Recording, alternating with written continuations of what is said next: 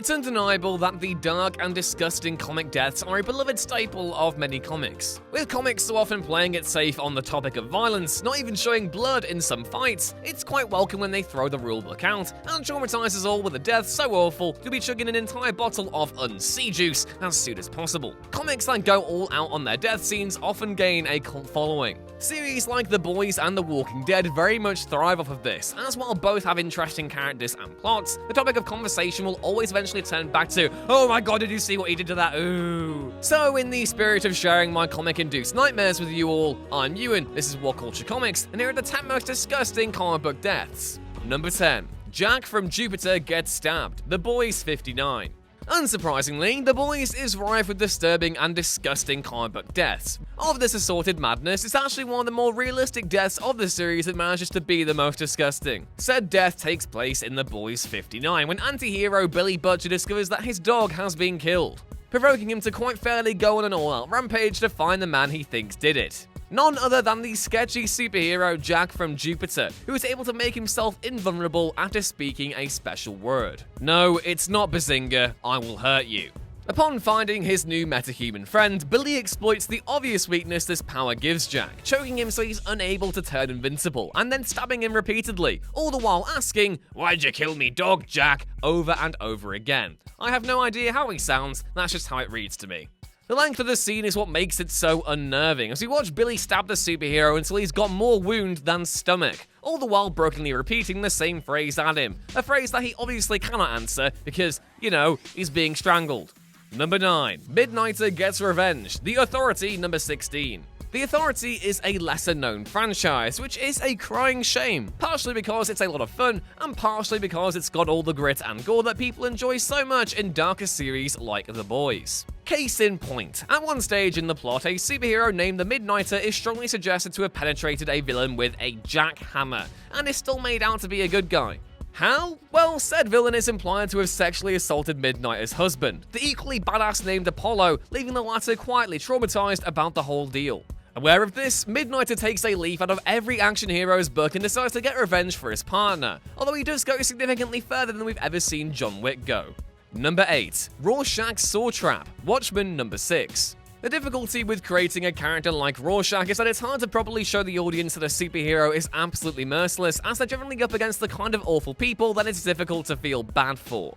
However, Alan Moore wasn't playing around when he created Walter Kovacs, and thus he drives home how hardcore he is by creating a brutal death that is somehow more disgusting for the fact we don't fully see it. After discovering a criminal who had kidnapped a small girl, abused her, and then fed her to his dogs, the vigilante does what he does best and enacts a chilling plot in revenge. Under the cover of night, Rorschach kills the man's dogs, knocks him out with one of these dogs, and then handcuffs him to the furnace in the basement, before handing him a hacksaw. When the man questions what for, Rorschach sets the basement on fire and provides him a choice: either burn to death in the fire or saw off his handcuffed arm. The vigilante then stands and waits outside until the entire house burns down, with his new friend remaining trapped inside, having likely tried to saw his arm off and failed due to the agonizing pain. Who knew more was such a Mad Max fan? Number 7. Doctor Strange gets his head popped. Ultimatum, number 4.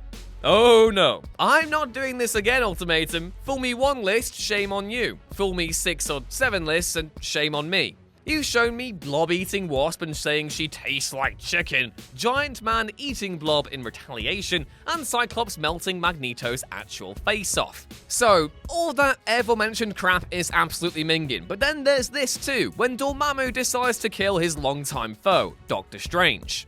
Because Dormammu doesn't just quickly kill him. No. Of course not, that would be too easy. Instead, he uses his powers to slowly wrap his iconic cape around him, slowly choking him until the Sorcerer Supreme's head pops in the grossest fashion you've ever seen. And it's at this point that I ask the editor to put my face over Marlon Brando in The Godfather, proclaim, "Look how they massacred my boy," the boy in this context being the Ultimate Universe, and cry for 5 hours until I can finish this voiceover. Number 6. The Joker's Henchman Strips. Joker 2008. As a comic that appears to have been inspired by Heath Ledger's version of the Clown Prince of Crime, the Joker graphic novel is naturally an incredibly dark comic, meaning it also includes some pretty dark deaths. Though the questionable award of most disgusting death in the comic without a shadow of a doubt goes to the death of a man named Monty at the hands of the titular villain. Responsible for one of the clubs that the Joker now owns, Monty is clearly less than happy that the criminal has gotten out of Arkham Asylum, as this now places him back under the Jester's thumb. After accidentally making his displeasure clear to the recently released psychopath, the Joker decides to teach him a lesson, taking the unfortunate goon backstage, skinning him alive, and then bringing him back onto the stage where workers do their strip routine to show off his little lesson in anatomy. Number 5. Kevin's smiling demise, Sin City: The Hard Goodbye, number 13. It's difficult to think of Frank Miller's seminal Sin City without its most important death, that of the series' major villain, Kevin, who our protagonist discovers has been kidnapping women, torturing them, eating them, and then mounting their heads on a plaque like hunted deer. As such, Marv decides to create an equally unpleasant end for Kevin, which is set into motion when our hero discovers that his enemy owns a pet wolf that he also feeds women to. And so, Marv leads Kevin out into the land where he keeps his pet, before beating him to a pulp. Oh no, but he's not done there, not by a long shot. Marv then hacksaws off Kevin's arms and legs, applying tourniquets to prevent this from killing him. This said, he does let a little blood slip on purpose, just to allow Kevin's pet wolf to pick up on the delicious scent of his master, before eating all of him but his head. While it's not entirely gory per se, because the art style doesn't quite allow for it, it is still super disgusting. Especially because throughout all of this, Kevin smiles silently and ominously, freaking out both Marv and the reader themselves. Also, who knew Elijah Wood could be so creepy? The film adaptation is just as weird. Why won't he stop looking at me? Please, change the clip! Number 4. Wolverine tears the Hulk apart. Giant-sized Wolverine, Old Man Logan. There was no possible way that Old Man Logan could have the Hulk and Wolverine fight without it being a blood-soaked battle for the ages.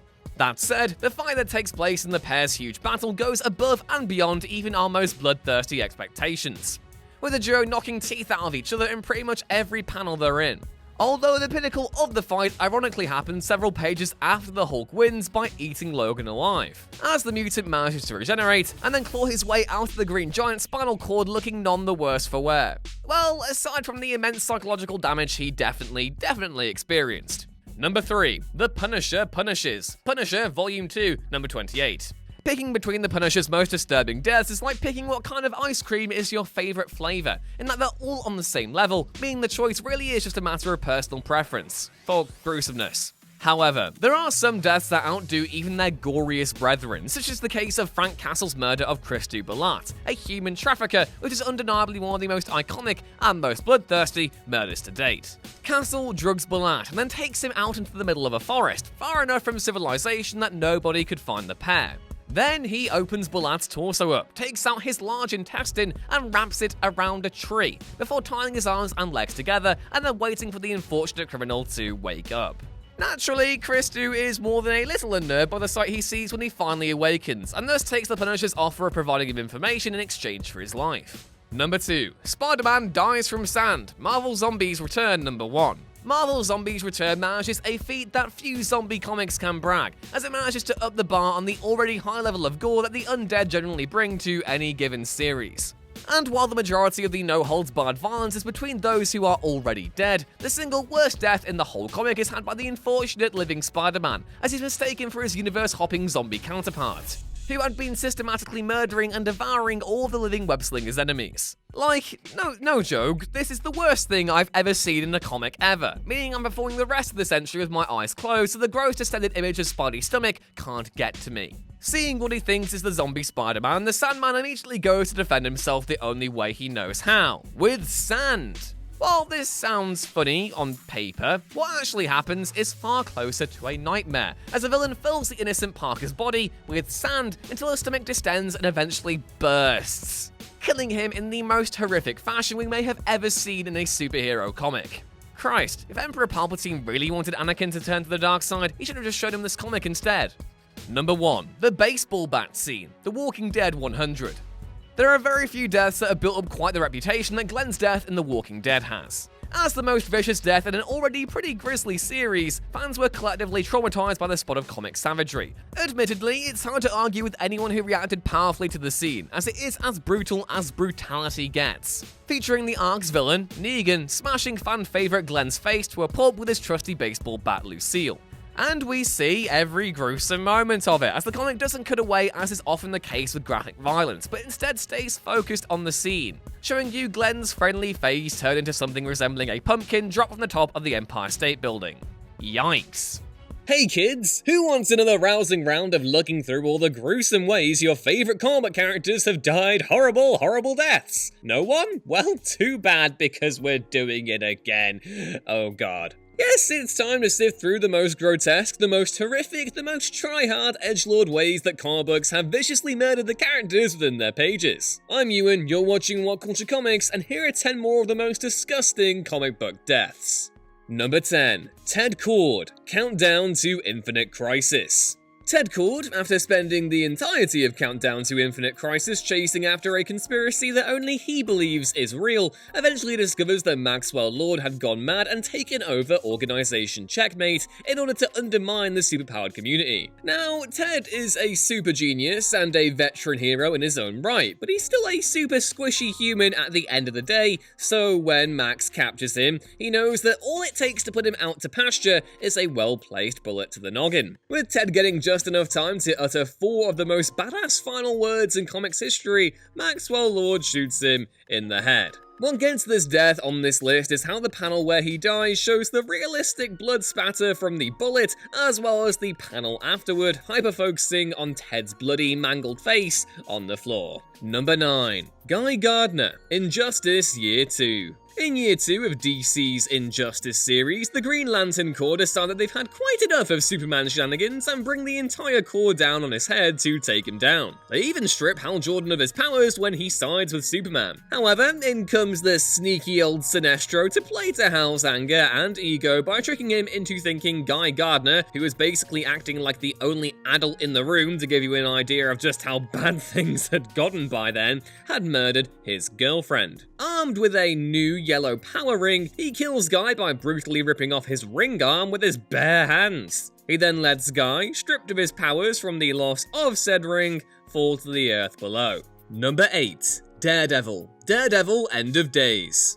Daredevil End of Days, an entry into the Marvel The End series, and a fine bookend to Brian Michael Bendis' run on Daredevil, was one of the best comics of its year, telling the story of how Matt Murdock met his end and how the people around him dealt with the fallout. But of course, Daredevil has to actually die in order to make that interesting stuff happen, and so in comes everyone's favourite psychotic kook, Bullseye, to finally put down the man without fear. After spending years in a self-imposed exile due to murdering the Kingpin in front of several witnesses, Daredevil comes out of hiding just long enough to have one last brutal showdown with his old nemesis. The two fight all throughout the streets of Hell's Kitchen, the pair evenly matched, but Bullseye eventually gaining the upper hand. The fight ends with one of the most brutal deaths in the history of this brutal character's world, as Bullseye takes Daredevil's own billy club and rams it straight through the soft part of his skull hard enough to come out the other end, with all of Hell's Kitchen merely standing there and just watching. It's really sad. Number 7. Spider-Man, Deadpool Kills the Marvel Universe. One day, while Deadpool is doing his usual Deadpoolian routine, his 2 inner voices suddenly vanish and are replaced with a new one. This voice tells Wade a secret, one that is so horrifying to the Merc with the Mouth that he goes completely insane and proceeds to kill everyone in the entire Marvel Universe. There are many entries on this list that could have just come from this comic, but I managed to boil it down to just one shocking moment when Deadpool put a gruesome end to his bromance with Spidey once and for all. Spider-Man obviously takes some issues with what Deadpool is doing, and the two fight through the streets of New York. But just as it seems as though Spider-Man is about to make this a very short miniseries, Deadpool pulls a gun and blows half of Peter's face clean off, commenting that Pete's villains really should have thought of that as an attack strategy a long time ago. It's a shocking and abrupt death, not to mention gruesome, as you see blood and bits of teeth, eyeball, and other bits flying off of what remains of Spider-Man's face.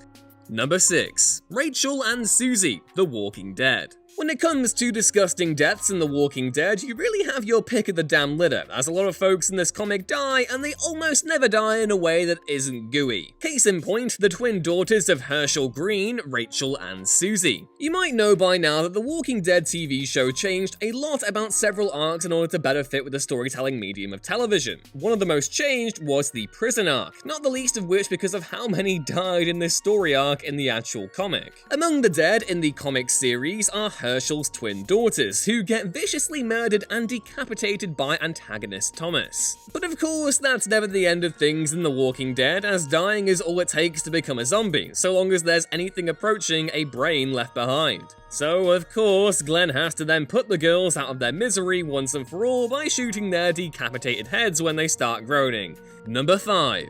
Ares, Siege.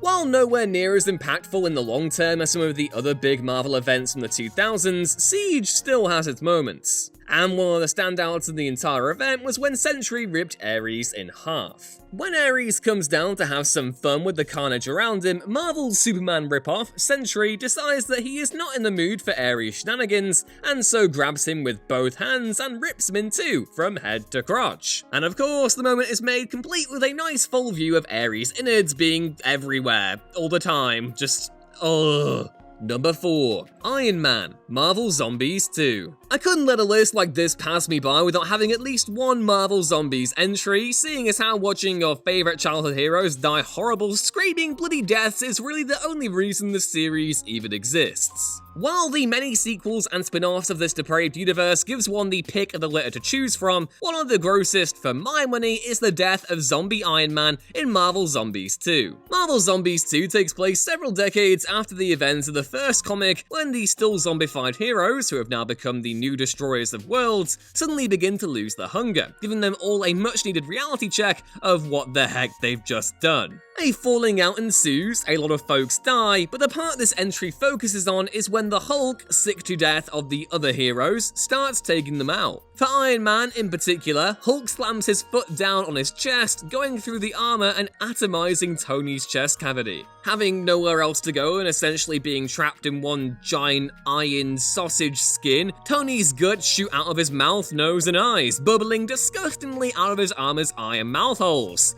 Number 3. The Punisher, Dark Reign. If you've never heard of Daken, the gist is that he's Wolverine's psychotic supervillain son who has Wolverine's powers but none of his morals. So yeah, bad dude to mess with, which is what the Punisher learned firsthand during the events of Dark Reign. When Frank Castle fails to assassinate the head of Hammer, Norman Osborn, Norman commissions Daken to deal with Frank once and for all. Daken chases Punisher to a rain-drenched rooftop where the two have a gloriously bloody and gory battle. However, skilled as he is, the Punisher is still a squishy human fighting a psychotic killer with adamantium claws, so he was only going to last so long against him. Frank's death here is probably the goriest that this notoriously gory character has ever gone out, with Daken sadistically playing with his prey, slicing off bits and pieces to toy with him before finally dismembering him completely. He then tosses the bloody remains of the Punisher off the building and into a gutter below. The weirdest part of all, it's somehow less offensive than when Punisher came back as Frankencastle immediately afterwards.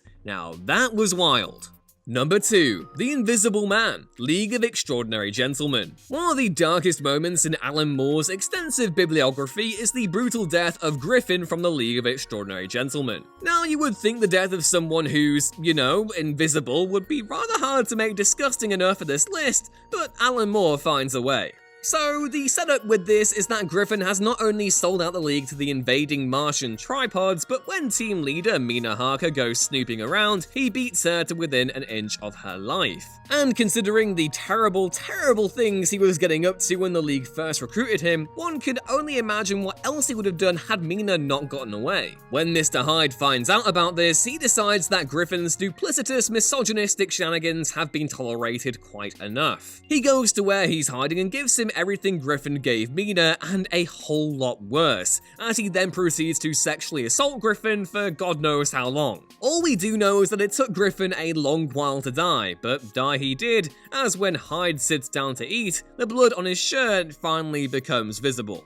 And number 1, the Ripper Murders, From Hell. There's no long holds on the guts and blood flying in an Alan Moore book, at least no more than is absolutely needed, and as a result, his work can often be twice as disturbing as you'd maybe expect. Nowhere is this better exemplified than in From Hell. Alan Moore and Aaron Campbell's interpretation of the failed hunt for Jack the Ripper is one of the best adaptations of those infamous events in Whitechapel, at least from a horror standpoint, due to how unflinchingly realistic it is with its depiction of the murders. We see, panel by panel, the killer methodically taking apart the woman he murders. It's truly disturbing as you see the fine surgical detail applied in murdering these poor women and then mutilating their corpses. Such a grounded depiction of such a horrifying string of murders leaves you squirming in your seat as you read, as the story forces you to watch every moment unfurl. Like, yeah, totally, go read From Hell, it's amazing, but also be prepared for a lot of gruesomeness when you do. Today we're back with a sequel to a sequel where we're looking at disturbing and disgusting comic book deaths. So let's take a look at them. As I'm Jules, this is WhatCulture.com, and these are 8 even more most disgusting comic book deaths. Number 8. Herr Kleiser gets eaten and pooped out. Mark Millar and Brian Hitch's The Ultimates was a comic book run that well and truly split opinion, with this fresh spin on Marvel's established heroes and villains being embraced by some readers, yet being detested by others. And one person particularly front and center in this line was the Hulk, especially when it came to the second volume of The Ultimates. Having beaten, dismembered, and even eaten parts of Abomination in the previous issue, The Ultimates 2 number 13 saw the Jade Giant having the nefarious Herr Kleiser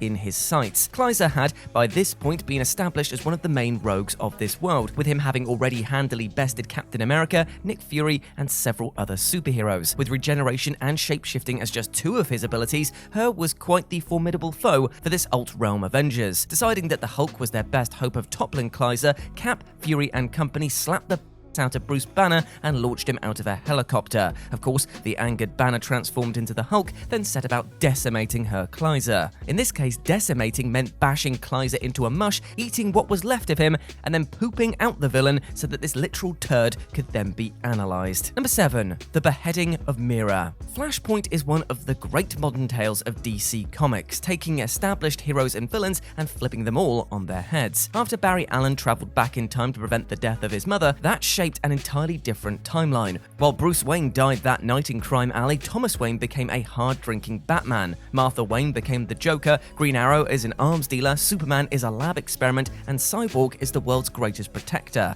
And in the backdrop of all of this is an all-out war between Aquaman and Wonder Woman. With the Atlanteans and the Amazons battling for dominance, one of many victims in the war is Mera. Upon realizing that her beau, Aquaman, had embarked on an affair with Diana, Mera heads off to confront Wonder Woman. Part defending her own relationship, part standing up for her underwater realm, poor Mera is dispatched off with ludicrous ease by Diana, being quickly beheaded. But what makes this particularly twisted is that Wonder Woman isn't just content at decapitating her rival. Oh no, she then takes to wearing Mera's royal headgear as part of her own armor. Oh, and she also sends the headless corpse of Mera back to the King of Atlantis. Number 6. Donatello's shell gets ripped off before he's beaten to death. One of the more notable comic book deaths in recent years, IDW's Teenage Mutant Ninja Turtle line is one that has been absolutely brilliant, but also at times absolutely brutal. Case in point, TMNT number 44 did the unthinkable and killed off Donatello. The concept of having one of our heroes in a half-shell perish was one that many were massively taken aback by, but even more jarring was the fashion in which Donnie was offed. In the Attack on Technodrome story, Donatello decides to stay at home while his brothers head out to stop Krang. Unfortunately, the tech genius of the Turtles is ambushed and outnumbered by Bebop and Rocksteady in an attack that ultimately costs him his life. Before his death eventually comes though, there's a rather sickening moment, off-panel of course, where Rocksteady smashes Donatello's shell with a sledgehammer, with the rogue quipping to Bebop, "Did you expect it to look like that under there?" It would be a whole 12 further pages until Leonardo, Raphael, Michelangelo, and Master Splinter finally discovered the dead body of the fallen Donatello. With this the most disturbing, shocking moment in the 38-year history of the Teenage Mutant Ninja Turtles. While Donnie's demise was totally twisted,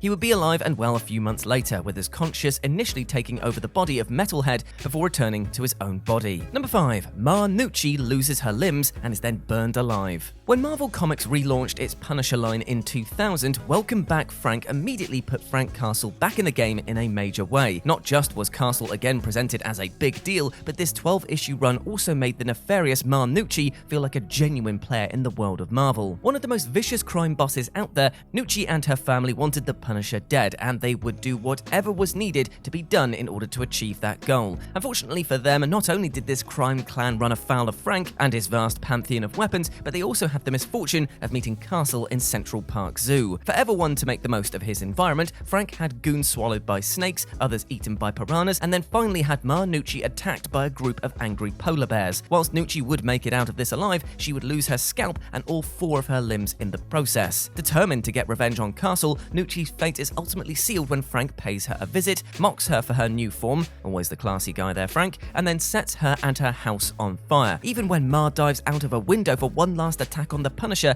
he brutally punts her body back into the burning building where she'd finally perish. Grim. Number 4. Spider-Man snacks on MJ and Aunt May. In reality, the whole Marvel Zombies line was designed so that readers could get a glimpse of their favorite heroes and villains committing disgusting acts of savagery and cannibalism. As such, there are a multitude of monstrous mauling murders committed across these tales. And for Earth 2149's Peter Parker, he managed to ride out the virus wave that was whipping through his realm. Well, that was until Colonel America finally infected this version of Spider-Man. Once infected, old Webhead does his best to try and resist his cravings for human flesh, but unfortunately, these urges become too much for Peter to bear, and he ends up eating Mary Jane. Not content with just that, Parker then decides to feast on his dear old Aunt May. And just to make things even more twisted, our Wallcrawler then kills the reanimated corpses of MJ so that he can keep the flavoursome delights of May to himself. The revelation about MJ and May was made in Marvel's Zombies Returns, with this showing Spidey reflecting back on these heinous acts as he looks to rid himself of his infected curse and save the world. And doing all of this as his body literally decays. Grim.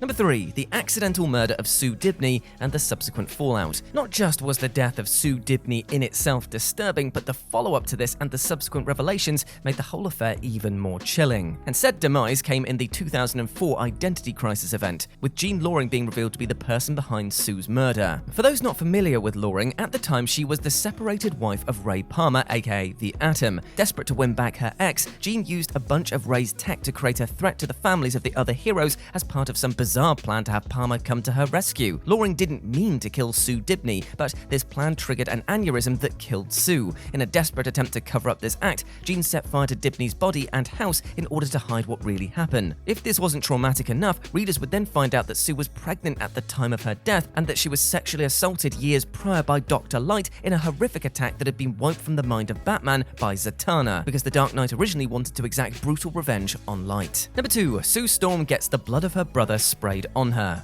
In terms of relatively modern comic books that do exactly what they say on the tin, few can match Deadpool Kills the Marvel Universe. As readers got to see Deadpool, well, you get the picture. Here, the merc with a mouth embarks on a murder spree that sees him slice and dice his way through a who's who of Marvel Comics' greatest heroes. Spider-Man, Captain America, Hulk, Iron Man, Thor, Doctor Strange, Wolverine, and the Punisher are just a few of those who have their lives brought to a crashing halt by Deadpool in the 2012 story. The first people to fall victim to Wade's roaring rampage here are Marvel's first family, the Fantastic Four. As the tale opens, we find the already mangled, overstretched, dying form of Reed Richards, and it's not long before Johnny Storm is added to Deadpool's burgeoning body count. For poor Sue Storm, she's the one that finds the dying husk of Reed, and then she witnesses Wade kill her brother Johnny. It's grim enough that the Invisible Woman has to watch Deadpool slice her sibling's throat with a katana, but making this all the more disturbing is that Johnny's blood spurts out onto the invisible form of Sue, giving away her position to Deadpool. Barely a page later, Sue Storm herself is likewise dead at the hands of Wade Wilson.